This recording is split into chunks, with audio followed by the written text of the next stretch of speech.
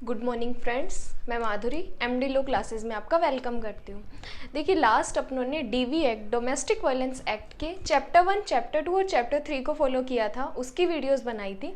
आज उस पार्ट्स को आगे बढ़ाते हुए चैप्टर 4 के आगे बढ़ते हैं।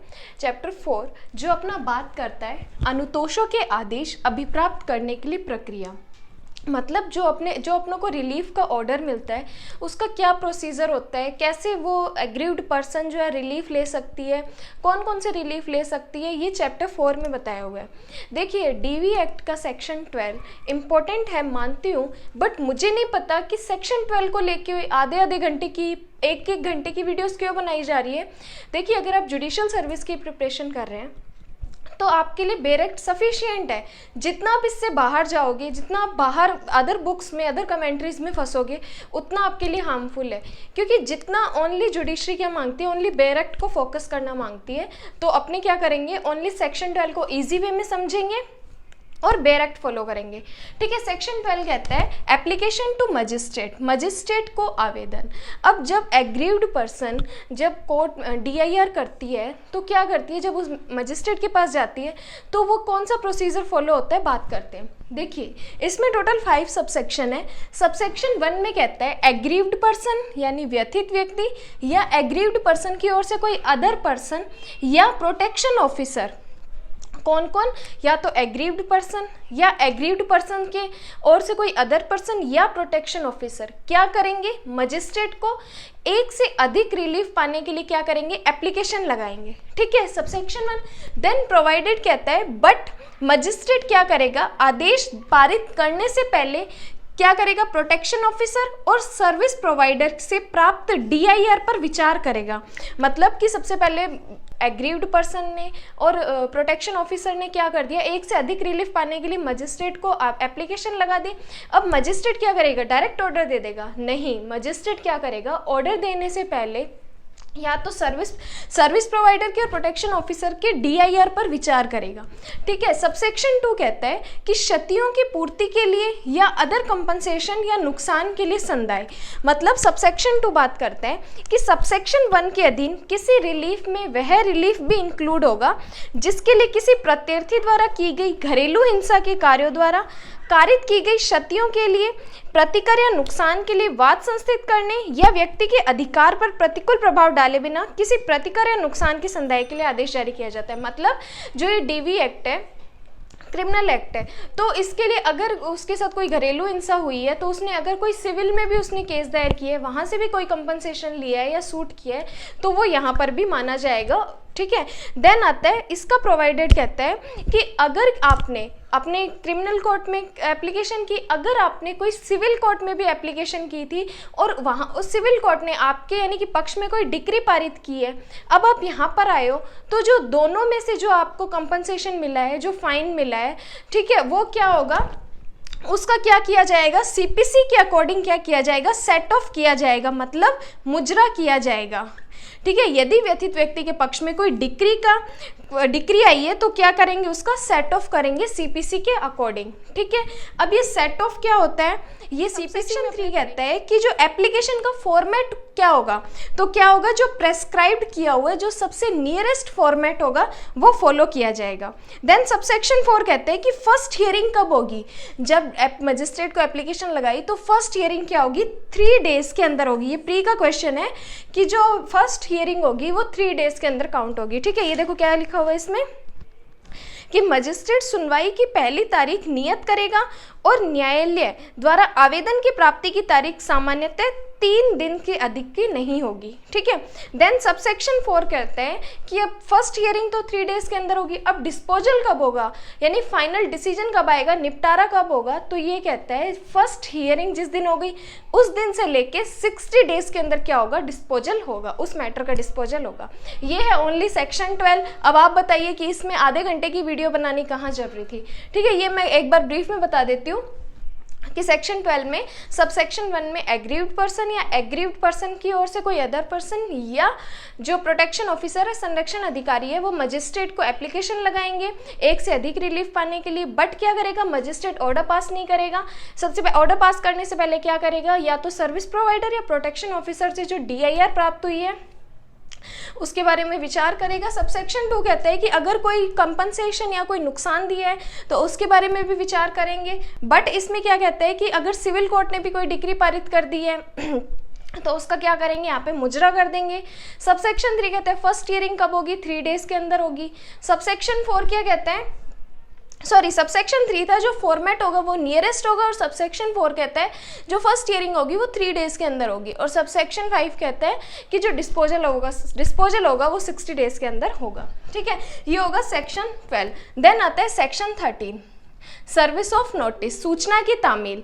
ठीक है, सूचना क्या होगी, प्रोटेक्शन ऑफिसर, जो सूचना होगी मजिस्ट्रेट द्वारा प्रोटेक्शन ऑफिसर 2 दिन के अंदर तामील करवाएगा। ठीक है, ये इसको पढ़ते हैं सेक्शन 12 को, सेक्शन 13 को। सेक्शन 13 कहते हैं सूचना की तामील। सेक्शन 12 के अधीन नियत की गई सुनवाई की तारीख, मतलब नियत की गई सुनवाई की तारीख कब होगी, 3 डेज के अंदर होगी।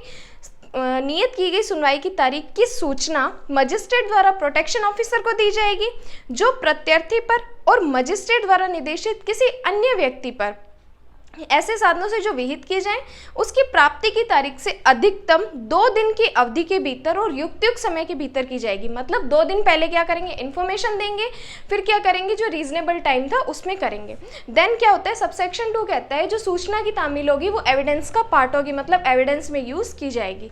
ठीक है, ये सेक्शन 13। सेक्शन 14 कहता है परामर्श, इसको बोलते हैं काउंसलिंग, मतलब बातचीत करना। तो ये क्या कहता है, सबसेक्शन 1 कहता है कि जब मजिस्ट्रेट कार्यवाही कर रहा होता है तो मजिस्ट्रेट क्या कहता है कि डायरेक्शन दे सकता है कि तुम जाके एक बार प्रत्यर्थी को और व्यथित व्यक्ति को डायरेक्शन देता है कि तुम जाके एक बार सर्विस प्रोवाइडर से कंसलेशन कर सकते हो, काउंसलिंग कर सकते हो। ठीक है, मतलब तुम्हें उनसे कुछ राय लेनी है तो अब तुम उनसे जाके ले सकते हो। देन सबसेक्शन 2 कहता है कि मामले की सुनवाई 2 मंथ के अंदर की जाएगी। जब ये सेवा प्रदाता से जाके परामर्श लेते हैं तो मामले की सुनवाई क्या होगी, 2 मंथ्स के अंदर की जाएगी। देन सेक्शन 15 क्या कहते हैं, कल्याण विशेषज्ञ की सहायता। अब ये जो कल्याण विशेषज्ञ है, असिस्टेंस ऑफ वेलफेयर एक्सपर्ट, मतलब मजिस्ट्रेट क्या करेगा, जो एक्सपर्ट है उनसे क्या सकता है, हेल्प ले सकता है। देन सेक्शन 16 कहते हैं कार्यवाहियों का बंद कमरे में किया जाना। अब देखिए, कार्यवाहियों का बंद कमरे में किया जाना ऐसा क्यों, जबकि अपने देखते हैं कि प्रोसीडिंग तो हमेशा खुले कोर्ट में होती है, ओपन कोर्ट में होती है। तो कभी भी ऐसे फीमेल रिलेटेड कोई मैटर होते हैं उनमें क्या होता है कि बंद कमरे में होता है, जिसके अंदर क्या होता है, ओनली जज बैठा होता है और दोनों पार्टीज के कौन बैठे होते हैं, एडवोकेट्स बैठे होते हैं और दोनों पार्टीज अवेलेबल होती है। उसके अलावा क्या होता है, गेट बंद होता है और उनकी प्रोसीडिंग चल रही होती है। तो इसका मतलब अब ये जो कार्यवाही है बंद कमरे में कब की जाती है, क्या वैसे ही खुद की मर्जी से हो जाती है, नहीं। तो क्या करेगा, जो मजिस्ट्रेट है या तो सो मोटो कर सकता है, अगर उसको लगता है कि ऐसा मैटर है जो बाहर नहीं जाना चाहिए, लोगों को नहीं पता चलना चाहिए, ऐसा उस फीमेल के साथ हुआ है, तो क्या करेगा, कोर्ट सो मोटो भी कर सकता है और पार्टी की एप्लीकेशन पर भी कर सकते हैं। ठीक है, पार्टीज एप्लीकेशन लगाएंगे तो उस पर भी कर सकते हैं। देन सेक्शन 17 सांझी गृहस्थी में निवास करने का अधिकार। सेक्शन 17 सबसेक्शन 1 कहते हैं कि घरेलू नातेदारी में प्रत्येक महिला को सांझी गृहस्थी में निवास करने का अधिकार है। मतलब एग्रीव्ड पर्सन है, उसके साथ कोई घरेलू हिंसा हुई है तो क्या उसको घर से निकाल देंगे, नहीं। अगर वो चाहे तो उसी घर में जहाँ रेस्पोडेंट रहता है उसी घर में उसको रहने का राइट है। ठीक है, और उससे क्या होगे, जो भी वो राइट्स रखती है, जो अपने टाइटल्स रखती है वो वैसे ही रखेगी। देन सबसेक्शन 2 कहते हैं कि अगर जो एग्रीव्ड पर्सन है उसको क्या ओनली लॉ के प्रोसीजर द्वारा ही उसको वहाँ से हटाया जाता है। जब यदि कोर्ट को लगता है कि उसका रहना वहाँ पे सेफ नहीं है तो ओनली कोर्ट ही उसको वहाँ से या शेल्टर होम में या सेफ्टी प्लेस में भेज सकती है, अदर देन उसको वहाँ से कोई नहीं हटा सकता। ठीक है, ये है सेक्शन 17। ठीक है, नेक्स्ट बात करते हैं सेक्शन 18 जो है संरक्षण आदेश। अब देखिए, जो ये प्रोटेक्शन ऑर्डर है ये बहुत इंपॉर्टेंट क्वेश्चन है, मेंस का, जुडिशरी के मेंस का क्वेश्चन है, तो आइए इसको पढ़ते हैं। प्रोटेक्शन ऑर्डर में क्या कहता है कि मजिस्ट्रेट एग्रीव्ड पर्सन को और रेस्पोडेंट को सुनवाई का एक अवसर देने के बाद और प्रथम दृष्टया समाधान होने पर कि घरेलू हिंसा हुई है या होने वाली है, व्यथित व्यक्ति के पक्ष में एक प्रोटेक्शन ऑर्डर देगा और प्रत्यर्थी को निम्नलिखित से प्रतिषेध कर सकता है। अब क्या होगा, मजिस्ट्रेट ने क्या किया, एग्रीव्ड पर्सन को सुना, रेस्पोडेंट को सुना और उसको मामले को देख के जो भी उसको फर्स्ट लगा कि ऐसा हुआ है या घरेलू हिंसा हुई है या होने वाली है, तो मजिस्ट्रेट क्या करेगा, प्रोटेक्शन ऑर्डर देगा जिसमें जो रेस्पोडेंट रेस्पोंडेंट है, जो प्रत्यर्थी है, उसको निम्नलिखित कामों से क्या करेगा, कहेगा कि तू ये काम मत कर, तू इन सब चीज़ों से दूर रहे। अब ये कौन कौन से काम है जिससे उनको प्रोहिबिट कर सकता है? तो ए कहता है कि घरेलू हिंसा के किसी कार्य को करना, मतलब कि जो रेस्पोंडेंट है उसको बोल सकता है, उसको बोलेगा मजिस्ट्रेट कि अब जो घरेलू हिंसा हुई है उसको तू नहीं करेगा। सेकंड, कि घरेलू हिंसा के कार्यों से कारित करने में सहायता या दुष्प्रेरण करना, मतलब कोई और करेगा तो तू उसको सहायता नहीं करेगा, उसको अबैट नहीं करेगा या दुष्प्रेरण नहीं करेगा। सी कहता है कि व्यतीत व्यक्ति के नियोजन के स्थान में नहीं जाएगा, अगर वो कहीं पे काम करती है तो तू वहाँ पे नहीं जाएगा, अगर वो स्कूल में पढ़ती है यानी कोई स्टूडेंट है तो तू उसके स्कूल में भी नहीं जाएगा, ठीक है, और उसको यानी कि वहाँ पे एंट्री नहीं दी जाएगी। फिर कहते हैं डी कहते हैं कि एग्रीव्ड पर्सन से तू कोई संपर्क नहीं करेगा, मतलब उसका पीछा नहीं करेगा, अगर तेरे पास उसका नंबर है तो तू उसको बार बार फ़ोन करके परेशान नहीं करेगा, ये काम रेस्पोंडेंट को नहीं करने होंगे, ठीक है। फिर ई कहता है कि अगर कोई तुम्हारे जैसे अगर वो हस्बैंड वाइफ है तो उनके से यानी कि उनका जॉइंट अकाउंट है या उन्होंने कुछ ऐसा जॉइंट काम कर रखा है तो कामों से वो दूर रहेगा, उन सब कामों में वो छेड़छाड़ नहीं करेगा, ठीक है। एफ कहता है कि नातेदारों को हिंसा की धमकी नहीं देगा, अगर कोई उनके रिलेटिव्स है तो उनको भी नहीं करेगा, उनको धमकी नहीं देगा कि घरेलू हिंसा करनी है या नहीं करनी। और जी में क्या कहता है, अदर कोई ऐसे काम जो प्रेस्क्राइब किए हुए हैं वैसा तू नहीं करेगा। मतलब ये इतना सा प्रोटेक्शन ऑर्डर है और बहुत इंपॉर्टेंट है और बहुत ईजी भी है, ये बहुत जल्दी समझ आ जाता है कि जो मजिस्ट्रेट है वो रेस्पोंडेंट को और एग्रीव्ड पर्सन को सुनने के बाद अगर उसको लगता है तो प्रोटेक्शन ऑर्डर दे सकता है और क्या करेगा, प्रत्यर्थी को इन सब कामों से दूर रहने के लिए डायरेक्शन दे सकता है, ठीक है। ये है सेक्शन 18। और आई होप मेरी ये वीडियो आपको पसंद आई हो, तो मेरे चैनल को सब्सक्राइब कर देना और मेरी वीडियो को लाइक कर देना। और अगर आप हमारे यहाँ पे ऑनलाइन क्लासेस ज्वाइन करना चाहते हैं तो आपको डिस्क्रिप्शन में लिंक मिल जाएगा, तो आप मुझे कॉन्टैक्ट कर सकते हो और मेरी लाइव क्लासेस ज्वाइन कर सकते हैं। Thank you.